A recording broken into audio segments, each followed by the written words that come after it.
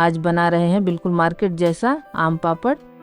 इसके लिए मैंने यहाँ 1 किलो अच्छे पके हुए आम लिए हैं। आप कोई भी वैरायटी ले सकते हैं, बस कोशिश कीजिएगा कि आम मीठे हों और उनमें रेशे यानी फाइबर कम से कम हो। इन्हें मैंने पानी से अच्छे से धोकर साफ कर लिया था। चलिए अब आराम से इनका छिलका निकाल लेते हैं। आप पिलर या चाकू किसी का भी इस्तेमाल कर सकते हैं, बस ध्यान रहे छिलका बहुत मोटा ना उतारे, वरना काफी सारा पल्प छिलके के साथ ही वेस्ट हो जाएगा। आम पापड़ में हमें पल्प की ही सबसे ज्यादा जरूरत होती है। अब पल्प निकालने का ये सिंपल तरीका देखिए। आप इसे डायरेक्ट इसी तरह थाली के ऊपर रखकर काट सकते हैं। बस चाकू से ऐसे गहरे क्रिस क्रॉस कट लगाइए और देखिए सारा पल्प एकदम आसानी से बाहर आ रहा है, कोई एक्स्ट्रा मेहनत नहीं। ये तरीका थोड़ा मेसी जरूर है, हाथ थोड़े सन जाते हैं। मैंगो लड्डू वाले वीडियो में हमने छिलके के साथ कट किया था, जिससे मेस कम होता है, पर आम पापड़ के लिए हमें ज्यादा से ज्यादा पल्प चाहिए। गुठली के आसपास का हिस्सा भी वेस्ट नहीं करना है, इसलिए डायरेक्ट ऐसे काटना बेस्ट रहता है। तो देखिए बिना ज्यादा झंझट के सारा पल्प हमने इस थाली में निकाल लिया है। मेरा ये पल्प करीब 720 ग्राम निकला है। अब इसमें चीनी कितनी जाएगी ये सिर्फ वेट पर नहीं बल्कि हमारे आम कितने मीठे हैं उस पर डिपेंड करेगा। तो अब इसे मिक्सर जार में ट्रांसफर कर लेते हैं। पल्प की क्वांटिटी थोड़ी ज्यादा है, इसलिए जार को एकदम ऊपर तक भरने के बजाय मैं इसे 2 बार में पीस रही हूँ। यहाँ एक बात का खास ध्यान रखना है, हमें पीसते वक्त इसमें पानी बिल्कुल भी नहीं मिलाना है, बस आम के पल्प को ही ऐसे ही घुमाना है। चलिए इसे चेक कर लेते हैं। देखिए बिना पानी के भी ये कितना बढ़िया और एकदम स्मूथ पिसा है।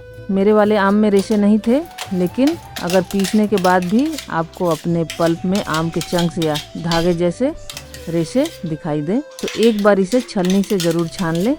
मार्केट वाले आम पापड़ में वो जो एकदम शाइनी और ट्रांसल्यूसेंट सा टेक्सचर आता है ना, वो इसी वजह से आता है। तो ये बैच तो एकदम परफेक्ट है।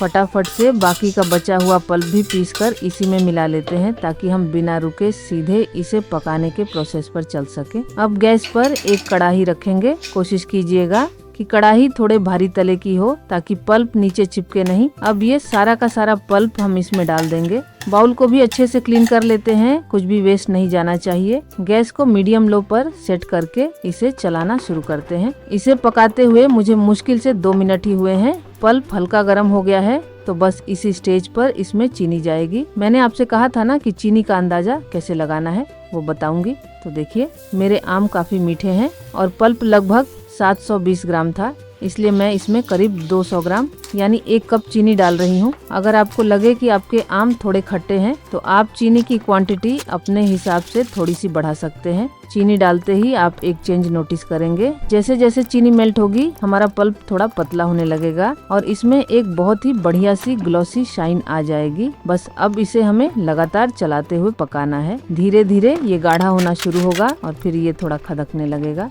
इस टाइम पर इसके छींटे बाहर उड़ सकते हैं, तो बस थोड़ा हाथ बचाकर सावधानी से इसे चलाते रहिएगा। इसे पकते हुए अब 5 से 6 मिनट हो चुके हैं। मार्केट वाला लुक देने के लिए मैं यहाँ बस 1 चुटकी फूड कलर डाल रही हूँ, वैसे ये पूरी तरह से ऑप्शनल है।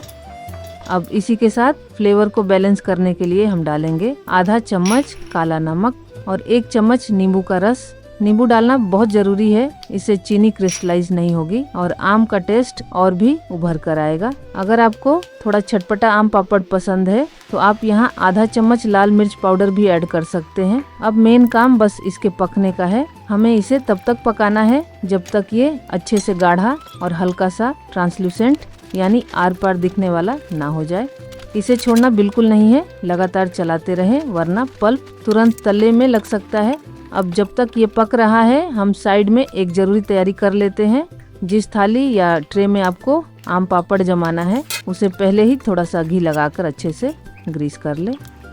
ये काम पहले करना इसलिए जरूरी है क्योंकि इस गाढ़े मिक्सचर को हमें एकदम गरम गरम ही फैलाना होता है। हम इसके ठंडे होने का इंतजार बिल्कुल नहीं कर सकते। तो देखिए इसे लगातार पकाते हुए मुझे टोटल 20 मिनट के करीब हो गए हैं। पल्प अब काफी गाढ़ा हो गया है, इसने कढ़ाई के किनारे छोड़ने शुरू कर दिए हैं और इसका टेक्सचर एकदम परफेक्ट आ गया है। यही सही स्टेज है गैस बंद करने की।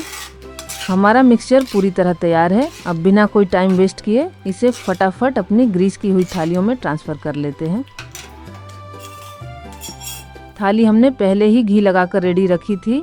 अब बिना देर किए ये गरम गरम मिक्सचर इसमें डाल देंगे, क्योंकि ठंडा होने पर ये सेट होने लगेगा। इसे दोनों थालियों में आधा आधा बांट लेते हैं। चम्मच की जगह बस थाली को हाथों से हल्का सा ऐसे हिलाएं और टैप करें। देखिए ये अपने आप इवनली फैल जाएगा। बस ध्यान रहे कि लेयर बहुत ज्यादा मोटी या एकदम पापड़ जैसी पतली ना हो। तो ये हमने अच्छे से फैला लिया है। अब इसे सुखाने की बारी। अगर आपके यहाँ अच्छी धूप आती है तो 2 दिन काफी है। मैं इसे आराम से पंखे की हवा में सुखा रही हूँ, तो मुझे करीब 3 दिन लगेंगे। सूखने के बाद इसका टेक्सचर कैसा आता है और ये थाली से कितनी आसानी से निकलता है, चलिए देखते हैं। पूरे 3 दिन हो गए हैं इसे पंखे की हवा में सूखते हुए और अब ये पूरी तरह से सेट होकर तैयार है। चलिए अब इस पूरी रेसिपी का सबसे मज़ेदार काम करते हैं। इसे थाली से निकालते हैं। किनारों से बस हल्का सा ऐसे छुड़ाना है और फिर देखिए बिना चाकू या चम्मच लगाए ही ये कितनी आसानी से पूरा का पूरा निकल रहा है। एकदम स्मूथ और परफेक्ट लेयर, कहीं से चिपका नहीं, कहीं से टूटा नहीं। और इसका कलर देखिए एकदम वही मार्केट वाला शाइनी गोल्डन ऑरेंज आया है। टेक्सचर की बात करूं तो आप इसके आर पार मेरी उंगलियां साफ देख सकते हैं। ये इतना ट्रांसल्यूसेंट बना है, घर पर बिना धूप के सिर्फ पंखे की हवा में भी इतना परफेक्ट आम पापड़ बन सकता है। चलिए दूसरी थाली वाला भी निकाल कर दिखाती हूँ। ये भी बिल्कुल बिना किसी झंझट के आराम से निकल आया है। ये वाली लेयर मैंने पहले वाले से थोड़ी सी पतली रखी थी, तो ये देखिए ये तो एकदम कांच की तरह साफ और ट्रांसपेरेंट बना है। अब जब ये इतने बढ़िया बन ही गए हैं तो इन्हें मार्केट वाला लुक देने के लिए फटाफट से मनचाहे शेप में कट भी कर लेते हैं। तो देखिए मैं इसको चाकू से ऐसे लंबी और थोड़ी चौड़ी पट्टियों में काट लूंगी। वैसे कटिंग तो आप अपने मनपसंद शेप में या छोटे चौकोर टुकड़ों में भी कर सकते हैं, लेकिन मैं इन्हें एकदम बढ़िया वाला लुक देने के लिए इनके रोल बनाऊंगी। तो ऐसे पट्टियां तैयार कर लेते हैं। इन्हें रोल करना बहुत आसान है। बस एक सिरे से पकड़िए और हल्के हाथों से ऐसे गोल घुमाते हुए अंदर की तरफ फोल्ड करते जाइए। आप देख सकते हैं कि रोल करते समय ये कितनी आसानी से मुड़ रहा है। हमारा पापड़ कितना परफेक्ट और फ्लेक्सिबल बना है, बिल्कुल भी टूट या क्रैक नहीं हो रहा। और ये देखिए बातों ही बातों में हमारा बन भी गया।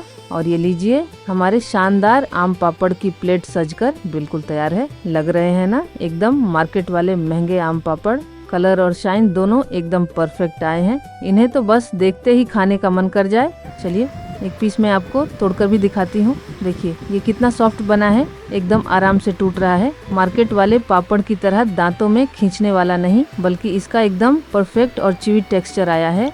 और स्वाद का तो मैं क्या ही बताऊं, एकदम खट्टा मीठा, चटपटा और मजेदार। वो तो जब आप इसे खुद घर पर बनाकर खाएंगे तभी आपको असली मजा आएगा। आप इन रोल किए हुए आम पापड़ डेज को किसी भी एयरटाइट डिब्बे में भरकर रख लीजिए। ये महीनों तक बिल्कुल खराब नहीं होते और आप आराम से इनका मजा ले सकते हैं। तो इस आम के सीजन में बाजार से महंगे आम पापड़ लाने के बजाय आप भी ये रेसिपी घर पे जरूर ट्राई कीजिए और मुझे कमेंट्स में बताइए कि आपके आम पापड़ कैसे बने। अगर आज का ये वीडियो और मेरी मेहनत आपको पसंद आई हो तो इसे लाइक और अपनी फैमिली फ्रेंड्स के साथ शेयर करना बिल्कुल ना भूलें।